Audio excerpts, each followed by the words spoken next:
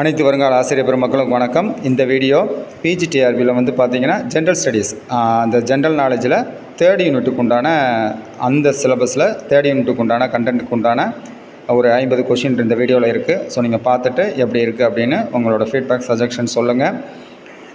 First question, இந்திய அரசியலமைப்பின் முகவுரையில் சமதர்மம், மதச்சார்பின்மை மற்றும் ஒருமைப்பாடு ஆகிய வார்த்தைகள் எந்த சட்ட திருத்தத்தின் மூலம் சேர்க்கப்பட்டன அப்படின்னு பார்த்தீங்கன்னா 42வது சட்ட திருத்தம்.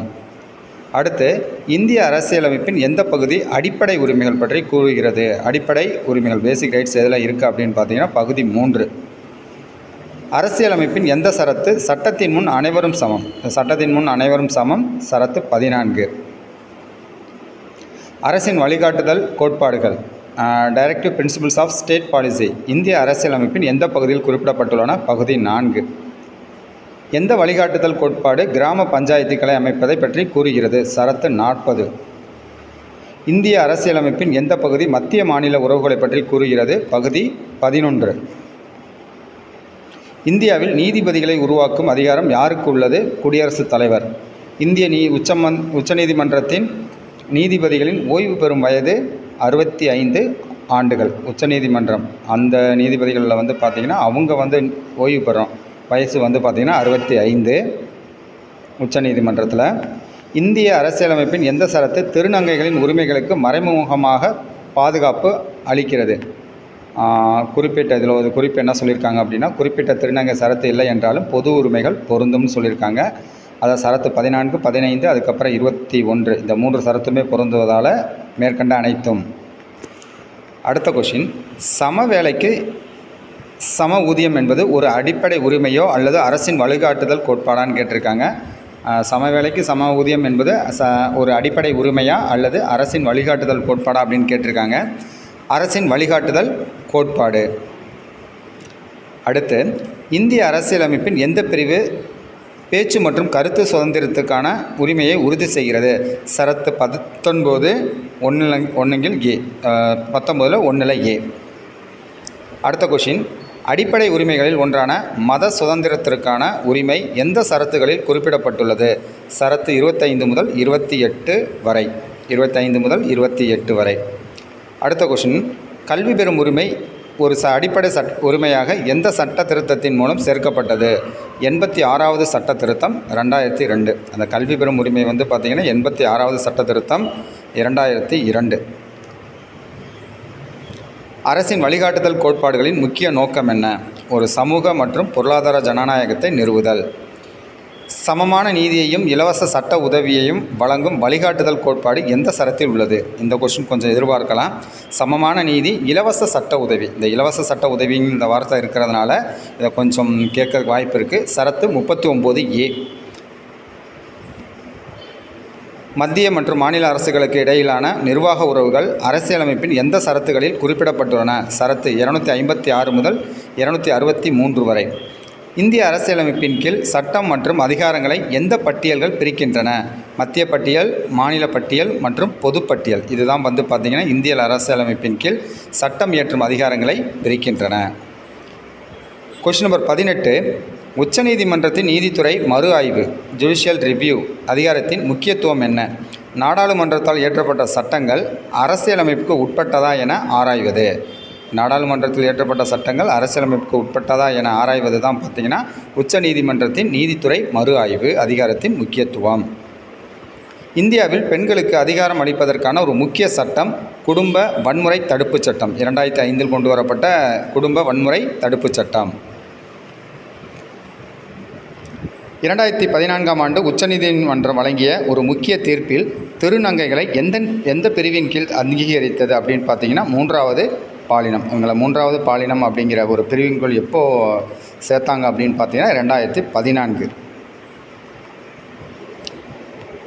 இந்திய அரசியலமைப்பின் முகவுரையை அரசியலமைப்பின் ஆன்மா, இந்திய அரசியலமைப்பின் முகவுரை, அந்த முகவுரையை அரசியலமைப்பின் ஆன்மா என்று குறிப்பிட்டவர் தாக்கூர்தாஸ் பர்கவா. இவர் தான் பார்த்திங்கன்னா அரசியலமைப்பின் ஆன்மா என்று இந்திய அரசியலமைப்பின் முகவுரையை குறிப்பிட்டார்.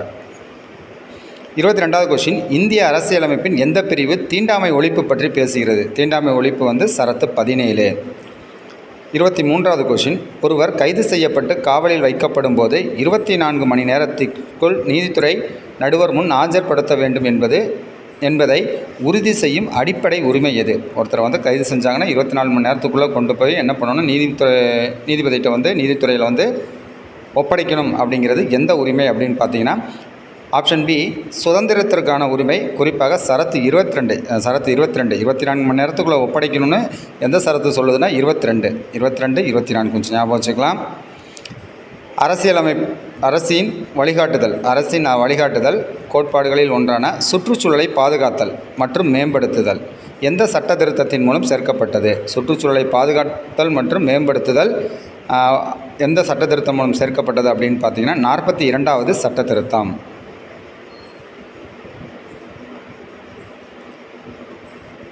அடுத்து, பொது சிவில் சட்டம் யூனிஃபார்ம் சிவில் கோட் பற்றி பேசும் வழிகாட்டுதல் கோட்பாடு சரத்து 44. பொது சிவில் சட்டம் பொதுவாக இருக்கிற சிவில் சட்டம் சரத்து 44. அவசர காலங்களில் மத்திய அரசு மாநிலங்களுக்கு வழிகாட்டுதல்களை வழங்கலாம். அவசர காலங்களில் மத்திய அரசானது மாநிலங்களுக்கு வழிகாட்டுதல்களை வழங்கலாம் என்று கூறும் அரசியலமைப்பு சரத்து 365 பார்த்தீங்கன்னா சரத்து 365. அவசர காலங்களில் மத்திய அரசானது மாநிலங்களுக்கு வழிகாட்டுதல்களை வழங்கலாம் அப்படின்னு கூறும் அரசியலமைப்பு பிரிவு. 27வது கொஷின், மாநிலங்களுக்கு இடையிலான நதிநீர் தகராறுகளை தீர்க்கும் அதிகாரம் யாருக்கு உண்டு? இரண்டு மாநிலங்களுக்கு இடையே நதிநீர் தகராறுகளை தீர்க்கும் அதிகாரம் யாருக்கு உண்டு அப்படின்னு பார்த்தீங்கன்னா நாடாளுமன்றம். சரத்து 262 கீழ் சட்டம் இயற்றுவதன் மூலம் பார்த்தீங்கன்னா உங்களுக்கு பார்த்தீங்கன்னா நாடாளுமன்றம் 262 இந்த சட்டத்தின் கீழ் என்ன பண்ணிக்கலாம் அப்படின்னா இரண்டு மாநிலங்களுக்கு இடையேயான நதிநீர் தகராறுகளை தீர்க்கும் அதிகாரம் இவர்களுக்கு உண்டு, நாடாளுமன்றம். உயர்நீதிமன்ற நீதிபதிகளின் ஓய்வு பெறும் வயது என்ன? 62. ஏற்கனவே உச்ச நீதிமன்றத்துக்கு 65 சொல்லியிருந்தோம். உயர்நீதிமன்றத்துக்கு 3 வயசு குறைவு 62. உச்சநீதிமன்றம் அல்லது உயர்நீதிமன்றம் பிறப்பிக்கும் ஆட்கொணர்வு மனு எதற்காக பயன்படுத்தப்படுகிறது? ஆட்கொணர்வு மனு எதற்காக பயன்படுத்தப்படுகிறது அப்படின்னு பார்த்தீங்கன்னா, ஒரு தனி நபரை சட்டவிரோதமாக தடுத்து வைத்திருப்பதில் இருந்து விடுவிக்க. ஒரு தனி நபரை பார்த்தீங்கன்னா சட்டவிரோதமாக தடுத்து வைத்திருப்பதில் விடுவிப்பதற்காக ஆட்கொணர்வு மனு பயன்படுத்தப்படுகிறது. இந்திய அரசியலமைப்பின் எந்த சரத்து பெண்களுக்கு உள்ளாட்சி அமைப்புகளில் இடஒதுக்கீடு வழங்குகிறது? சரத்து 243D பஞ்சாயத்துகளுக்கு மற்றும் சரத்து 243D நகராட்சிகளுக்கு. இந்திய அரசியலமைப்பின் முகவுரை எத்தனை முறை திருத்தப்பட்டுள்ளது?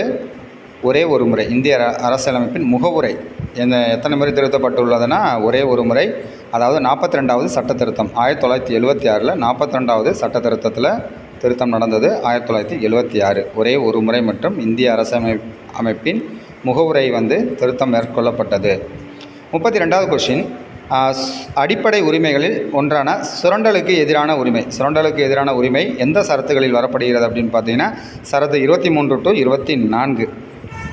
ஒரு குழந்தையை, அதாவது 14 வயதுக்குட்பட்ட குழந்தையை ஆபத்தான தொழில்களில் ஈடுபடுத்துவதை தடை செய்யும் அரசியலமைப்பு சரத்து 24. இந்த சரத்து 24 பார்த்தீங்கன்னா உங்களுக்கு 2 டைம் வந்திருக்கு. ஸோ நீங்கள் அதனால் நீங்கள் பார்த்துக்கலாம். 42 வந்திருக்கு. வேலையில்லா திண்டாட்டம், முதுமை, நோய் மற்றும் இயலாமை ஆகிய சந்தர்ப்பங்களில் பொது உதவிக்கான உரிமையை உறுதி செய்யும் வழிகாட்டுதல் கோட்பாடு எது? சரத்து 41. 35வது கொஷின், அரசியல் அமைப்பின் எந்த பிரிவு பொருளாதார ரீதியான பலவீனமான பிரிவினரின் கல்வி மற்றும் பொருளாதார நலன்களை மேம்படுத்துவது பற்றி பேசுகிறது? சரத்து 46. மத்திய அரசுக்கு வரி விதிப்பு அதிகாரங்களை வழங்கும் அரசியலமைப்பு பட்டியல் எது? மத்திய அரசுக்கு வரி விதிப்பு அதிகாரங்களை வழங்கும் அரசியலமைப்பு பட்டியல் எது அப்படின்னு பார்த்தீங்கன்னா மத்திய பட்டியல். ஒரு மாநில அரசு மத்திய அரசின் ஒப்புதல் இன்றி கடன் வாங்கலாம். ஒரு மாநில அரசானது மத்திய அரசின் ஒப்புதல் இன்றி கடன் வாங்கலாம் என்று கூறும் அரசியலமைப்பு சரத்து எது அப்படின்னு பார்த்தீங்கன்னா சரத்து 293. ஆனால் ஒரு சில நிபந்தனைகளுடன் வாங்கலாம். இது கொஞ்சம் நீங்கள் பார்க்கலாம். ஒரு மாநில அரசானது மத்திய அரசின் ஒப்புதல் இல்லாமல் கடன் வாங்கலாம் அப்படின்னு சொல்கிறது சரத்து 293. ஒரு சில நிபந்தனைகளுடன் வாங்கலாம்னு சொல்லியிருக்கு. இந்திய தலைமை நீதிபதியை நியமிப்பவர் குடியரசுத் தலைவர். தலைமை நீதிபதியை நியமிப்பவர் குடியரசுத் தலைவர். 39வது கொஷின், இந்தியாவில் பெண்களுக்கு எதிரான வரதட்சணை கொடுமையை தடை செய்யும் சட்டம், வரதட்சணை தடை செய்யும் சட்டம், தடை சட்டம் 1961.